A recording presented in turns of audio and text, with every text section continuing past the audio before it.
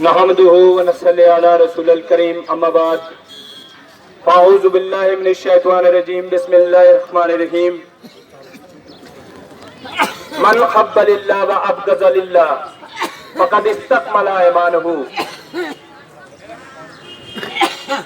जिस शख्स की दोस्ती और जिस शख्स की दुश्मनी सिर्फ अल्लाह के लिए हो, गोया उसने अपना ईमान मुकम्मल कर लिया। लिहाजा मेरी आपके साथ दोस्ती अल्लाह तबारक व तआला की वजह से है, और मेरी उन तमाम लोगों से जो बातिल के सपोर्ट में खड़े होते हैं, उनके साथ दुश्मनी भी अल्लाह के लिए है। उड़ी की इस इनकलाबी सरजमीन पे मैं आप तमाम लोगों का मशकूर हूं कि आप लोगों ने अपना कीमती वक्त निकाल के इस सियासी आज की गहमा गहमी में मुझे 5 मिनट सुनने की जहमत उठाई। मैं आपका बहुत मशकूर हूं। मुझसे पहले वकील साहब बोल रहे थे, कुछ ज्यादा ही मेरे बारे में बातें की जा रही थी, लेकिन एक चीज बताता चलूं कि मुझे बिल्कुल याद है जब आसिफा के लिए लड़ते हुए मुझे जेल में एक फेक केस के तहत, एक झूठे केस के तहत हीरानगर सब जेल में 2 महीने 11 दिन रखा गया। तो जब मैं जेल से निकला या कोर्ट में कभी तारीख देने के लिए आता था, तो मेरे वकील और मेरे साथी ये कहा करते थे कि कश्मीर से फला जगह से आपको सपोर्ट आ रही है, वहां से कॉलेज के और स्कूल्स के स्टूडेंट्स आपकी सपोर्ट में खड़े हो रहे हैं। और जब मैं जेल से छूटा तो मैंने एक वो प्रोटेस्ट देखा जिसमें आपके उड़ी के नौजवान भी शामिल हैं, चाहे वो कॉलेजेस के हों, चाहे वो स्कूल्स के हों, चाहे वो फेसबुक सोशल मीडिया पे मेरी सपोर्ट में खड़े हों, उस बच्ची आसिफा की सपोर्ट में खड़े हों। तो हाज़रीन मजलिस, मैं आज असल में आप लोगों का शुक्रिया अदा करने के लिए भी आया हूं। आपका बहुत बहुत शुक्रिया। खुदा आप सबको सलामत रखे और अपनी बच्चियों की इज्जतों असमतों की हिफाजत करने की तौफीक अता फरमाए हम सबको। आज आप सब जानते हैं कि सियासी घमासान मचा हुआ है, और उड़ी तो सियासी नजरिए से वैसे भी बहुत शऊर रखने वाली अवाम पाई जाती है उड़ी में। मैं आपसे कुछ ज्यादा बातें ना करके एक गुजारिश करता चलूं कि मैं जम्मू का एक मुसलमान नौजवान हूं, और जम्मू में हम दुनिया की सबसे बड़ी दहशतगर्द तंजीम आरएसएस और बीजेपी के साथ बगैर हथियारों के लड़ते हैं, और डंके की चोट पे कहते हैं। मैं ये बात उड़ी में नहीं कहूंगा, बल्कि सांबा और कठुआ और हीरानगर के अंदर और दिल्ली और अलीगढ़ के अंदर ये डंके की चोट पे कही है कि इस मुल्क को, जिसके अंदर गंगा जमनी तहजीब है, जिसके लिए अल्लामा इकबाल ने कहा था कि सारे जहां से अच्छा हिंदुस्तान हमारा, उसको अगर कोई खत्म कर रहा है तो वो आज के ये दहशतगर्द खत्म कर रहे हैं, ये जो टेररिस्ट है ये खत्म कर रहे हैं। अरे आपने इखलाक को आपने दादरी के अंदर कत्ल कर दिया। जुनैद एक छोटा सा बच्चा मदरसा से वापस आके अपनी मां से मिलने जा रहा था, आपने उसको कत्ल कर दिया। आपने जेएनयू के अंदर नजीब को गायब करवा दिया। आपने हरियाणा के अंदर जामा मस्जिद के सामने जुमा की नमाज पढ़ने पे पाबंदी आयद कर दी। आपने होली के दिन तमाम मज़ाहिब के लोग मिलकर एक दूसरे को मुबारकबाद पेश करते हैं, आपने अपने दहशतगर्द भेज के वहां पे मुसलमानों के घरों पे हमले करवाए। आपकी ये दहशतगर्दी है। दहशत का मतलब है कि जब एक मजलूम सामने वाले के हथियार से डर जाए, और वही दहशतगर्दों की हुकूमत आज पूरे मुल्क पे है। हमें किसी का डर नहीं है। हम डंके की चोट पे यहां पे भी कहेंगे और दहशतगर्दों के गढ़ में भी कहेंगे।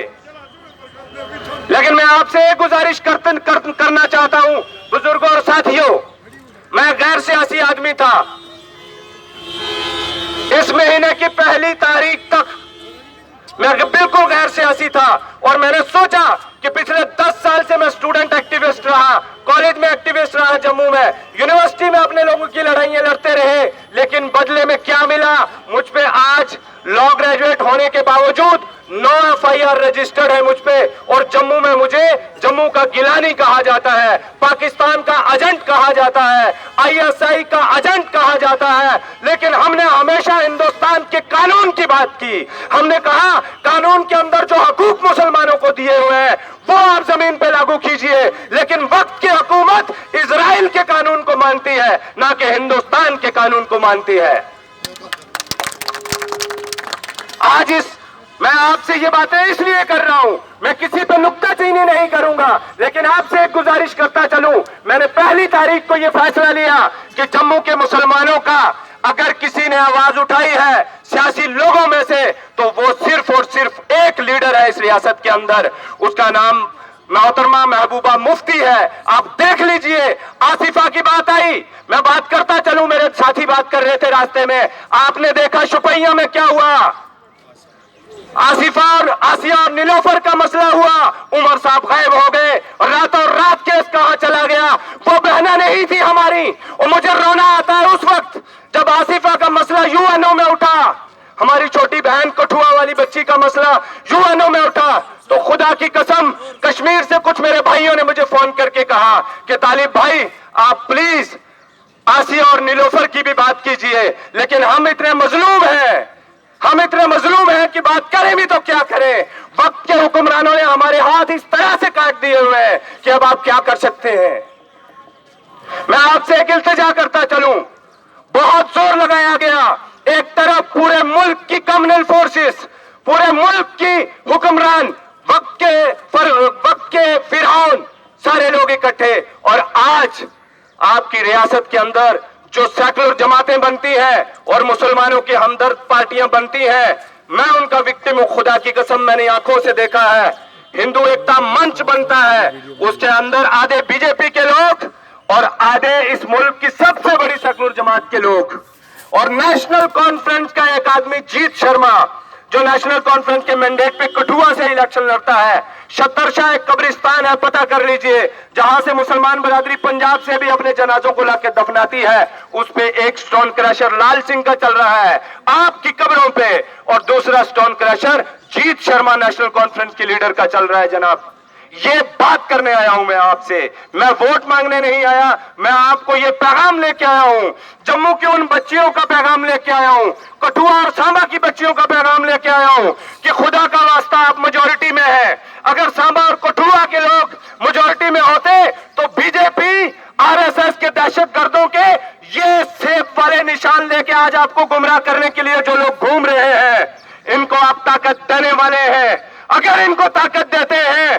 तो याद रखिए हजरत यूसुफ अलैहिस्सलाम का वो किस्सा, जब वो बुढ़िया धागे की अट्टी लेके हजरत यूसुफ अलैहिस्सलाम को खरीदने गई, तो उनसे जब पूछा क्या बुढ़िया इतनी बुरी लोग अपनी दौलत लेके आ रहे हैं, यूसुफ को खरीद नहीं पा रहे, तू क्या धागों की अट्टी से खरीदेगी? तो उसने जवाब दिया कि मुझे भी पता है मैं यूसुफ को नहीं खरीद सकती, लेकिन कल कयामत के दिन जब कहा जाएगा कि यूसुफ के खरीदार कौन कौन थे, तो उनमें शुमार मेरा भी हो। ठीक उसी तरह से कल कयामत के रोज जब पूछा जाएगा कि वक्त के फिरौन को किन किन लोगों ने ताकत दी थी, जरा खड़े हो जाइए। आप खड़े नहीं होंगे, मजबूरन आपको खड़ा किया जाएगा। मैं उस वक्त से आपको आगाह करने के लिए आया हूं। आज बोरियों के साथ पैसे कश्मीर में लगाए जा रहे हैं। पीपल कॉन्फ्रेंस मुसलमानों की पार्टी के नाम पे आपके बीच में आई है। आप मेरा कोई भी वीडियो उठा के देख लीजिए, मैं गुजर कम्युनिटी से ताल्लुक रखता हूं, लेकिन सांबा और कठुआ के अंदर मैं सीना ठोक के कहता हूं कि मैं मुसलमान हूं, उसके बाद में गुजर हूं, क्योंकि जब मैं ये सोचूंगा कि मैं मुसलमान हूं तो मेरे अंदर से वो खौफ दूर हो जाएगा, क्योंकि ये रियासत मेरी है, इसमें 80% आबादी मेरी है। जब मैं 80% आबादी का फर्द हूं तो फिर मैं किसी से डरूंगा नहीं, वो चाहे आरएसएस हो, बजरंग दल हो या मोदी ही क्यों ना हो।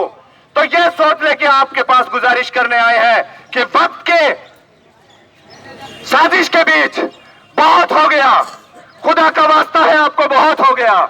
हम बरेलवी के नाम पे, देवबंदी के नाम पे, अहले हदीस के नाम पे, शिया सुन्नी के नाम पे, गुजर और पहाड़ी के नाम पे, कश्मीरी और खोजा और राजा के नाम पे बहुत बट लिए। खुदा का वास्ता एक बार मुसलमान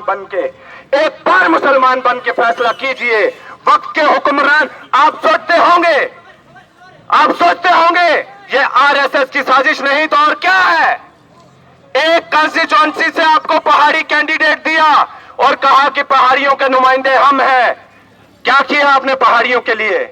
दूसरी कंस्टिट्यूएंसी से मैडम महबूबा मुफ्ती के खिलाफ एक गुज्जर कैंडिडेट को खड़ा किया। पैसे देके आपने गुजरों के लिए क्या किया? जब गुजरों को पूरी रियासत में से पहाड़ियों और गुजरों को और फॉरेस्ट विलेज जो लोग जंगलों में रहते हैं, आप सारे लोग भी जंगलों में रहते हैं, लाल सिंह जैसा शैतान आया था, उस वक्त जंगलों से निकाला जा रहा था। साथियों, उस वक्त कहां थे ये सजाद साहब? ये मिनिस्टर थे, पावरफुल मिनिस्टर थे। क्या जरूरत थी मुझे लॉ ग्रेजुएट को 7 महीने नंगे पांव पूरी रियासत में चलता रहा और हिंदुस्तान के अलग अलग यूनिवर्सिटीज में जाके आपकी बात करने की कोशिश की? मैं कभी ना आता उड़ी। हम मतलब प्रस्त नहीं है, हमने ये समझा है कि इस दुनिया पे आने का हमारा कोई मकसद है और वो मकसद है अपने लोगों के लिए लड़ना। उसके लिए अपने लोगों को आगाह करना जरूरी नहीं है, लेकिन मजबूरी बनी। पता चला कि उड़ी की आवाम जिस उड़ी से मुसलमानों की पूरी रियासत में आवाज उठा करती थी, आज वहां से आरएसएस की आवाज उठेगी। जिस उड़ी ने इस रियासत को खून दिया, आज उस उड़ी से आरएसएस और मोदी जी को मजबूत किया जाएगा। और एक चीज आखिर में मैं आपको यह बता दूं, आप 35 से बहुत मोहब्बत करते हैं, आप 370 से बहुत मोहब्बत करते हैं। मोहब्बत करनी भी चाहिए, लेकिन जरा सोचिए, अगर आपने बीजेपी की बी टीम को जिता दिया, आपके यहां उनको पता है बीजेपी के नाम से आप वोट नहीं देंगे, आपके ही एक नौजवान को, अंग्रेजी बोलने वाले को आपके बीच में खड़ा कर दिया, एक दूसरे को खड़ा कर देंगे जो कुरान पाक की सूरत भी पढ़ता होगा, तो क्या करेंगे आप? अरे यजीद भी तो अमीर माविया रज़ियल्लाहु तआला अन्हु का बेटा था, फिर क्यों आज आप उसे कोसते हैं? हमारी आपसे यह इल्तिजा है जनाब, अगर आपने बीजेपी को, आरएसएस को और शैतानों की जमात को कामयाब कर दिया, तो यकीन मानिए यह रियासत की आवाम, बाकी यहां से कहीं से पीसी को कुछ नहीं मिलने वाला।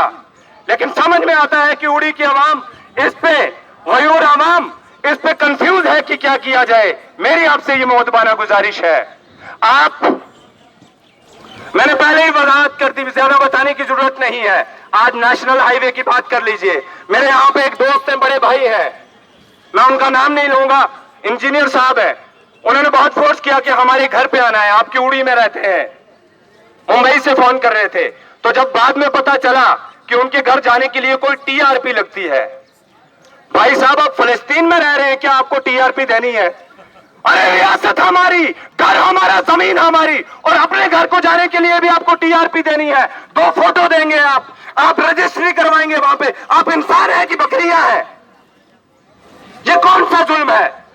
एक टीआरपी खत्म नहीं हुई थी, दूसरी नेशनल हाईवे पे आपको टीआरपी अब लगेगी। बुधवार को और एतवार को आप सड़क पे नहीं चल सकते, बुधवार को और एतवार को आप बीमार हैं, आप सड़क पे नहीं चल सकते, आपकी बहन, आपकी बीवी, आपकी बच्ची बीमार है, आप हॉस्पिटल नहीं जा सकते। ये कहां का जुल्म है? तो इन चीजों से अगर आपको मुकाबला करना है तो रियासत के अंदर जमाते इस्लामी पे बैन लगा, बैन तो आरएसएस पे लगना चाहिए था, जो मुसलमानों को, दलितों को, सिखों को हिंदुस्तान में कत्लेआम कर रही है। बैन लग गया जमाते इस्लामी पे, जो मुसलमानों को पढ़ाने का काम करती है, यतीम खाने चलाती है। आज उसके लिए कौन स्टैंड ले रहा है इस रियासत में? कहां है उमर साहब, कहां है सजाद साहब? और ये नेशनल हाईवे वाले मसले पे सजाद साहब कहां है? बहुत पावरफुल है ना आपको एजेंसियां सपोर्ट करती है, आपको मोदी सपोर्ट करता है। मोदी को बोलो कम से कम इन मुसलमानों के लिए सड़क तो खोल दो।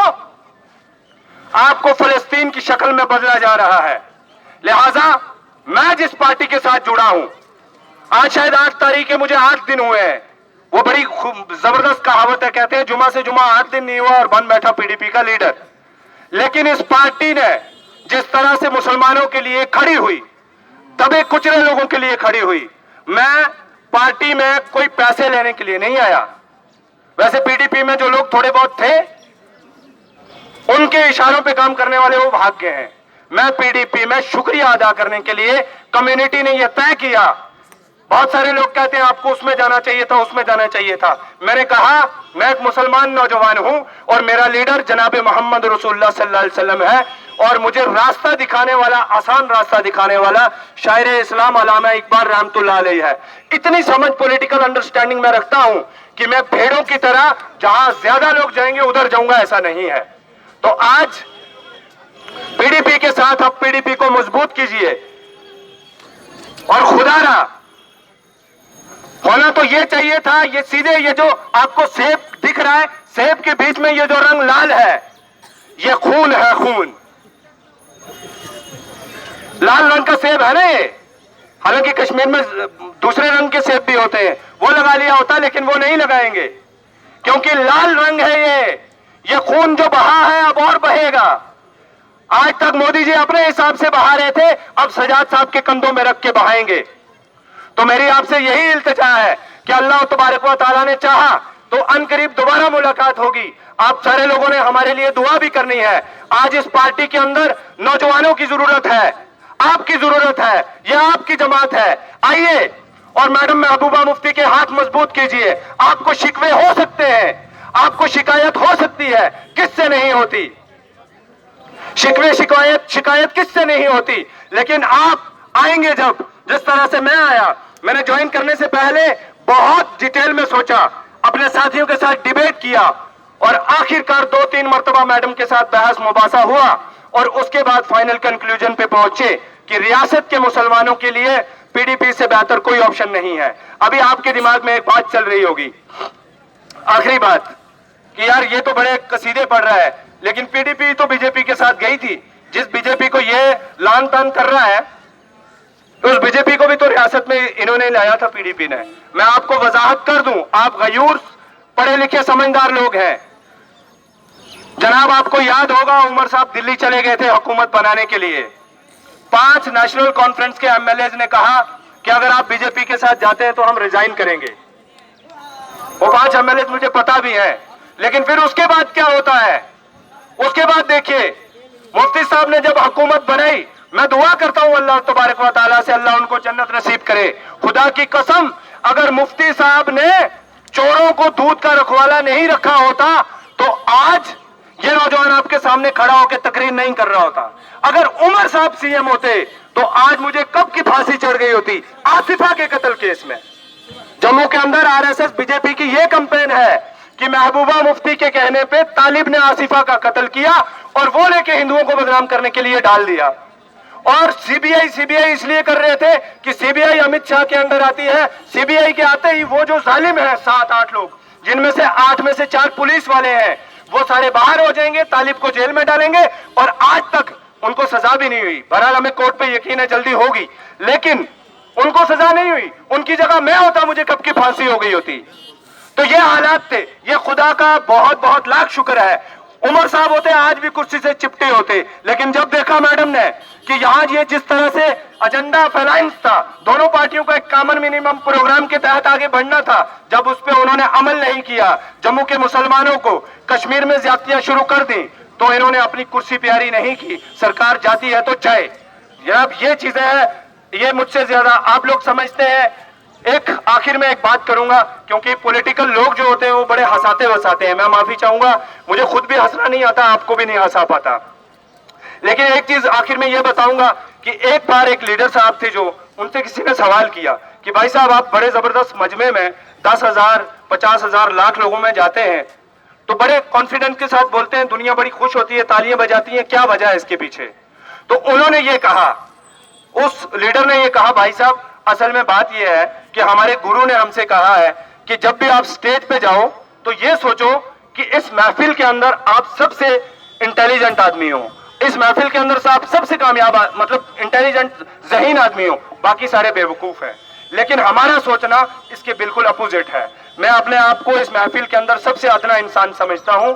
आप लोगों की रहबरी की जरूरत है, आप लोगों के रास्ता दिखाने की जरूरत है। आप हमारा साथ दीजिए, आप हमारे सपोर्ट में खड़े रहिए, हमें वक्तन फक्तन बताते रहिए, सोशल मीडिया पे बता पाए, फोन नंबर रख लीजिए, जिस तरह से भी। लेकिन खुदा का वास्ता आखिर में फिर से ये कह रहा हूं, कहीं अगली बार ऐसा ना हो कि आप में से कोई साथी मुझे फोन करे या मेरे किसी साथी को न करे तो ये कहे कि खुदारा अब ये आरएसएस जो थी, ये आप सही कह रहे थे, सेब की शक्ल में हमें मिठास की सूरत में जहर दिया जा रहा था, हम उस वक्त नहीं समझे। आज ये जीत तो गए हैं, लेकिन अब हमारी बच्चियों पे बुरी नजर पड़ने लगी है इन बदमाशों की, अब हमारे जंगलों पे बुरी नजर पड़ने लगी है, अब हमारी जमीनों और कब्रिस्तानों पे बुरी नजर पड़ने लगी है। तो उस वक्त शायद मैं भी और कोई और भी कुछ ना कर पाए। आपका बहुत बहुत शुक्रिया। खुदा आप सबको सलामत रखे। हमारी सलामती के लिए भी दुआ कीजिए। हम सबको अल्लाह राह मुस्तकीम पर चलने की तौफीक अता फरमाए। बहुत बहुत शुक्रिया। खुदा हाफिज। अल्लाह आपको सलामत रखे। बहुत बहुत शुक्रिया।